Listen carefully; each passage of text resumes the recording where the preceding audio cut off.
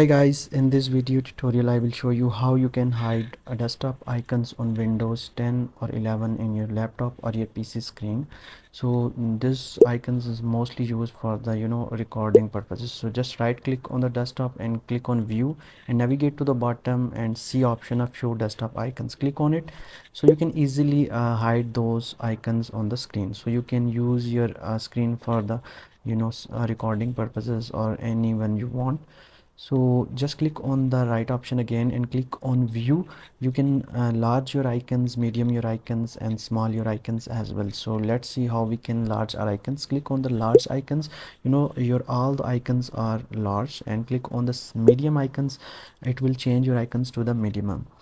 So you can click on the small icons, it will make your icon small. So if you want a small icon, you can use this option as well.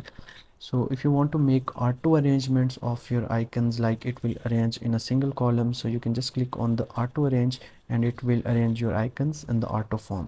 So I hope so you enjoy this video and you get a solution how you can hide and how you can make your icons large and small. So make sure to subscribe my channel and just click on the notification option so you will never miss any update from this tutorial.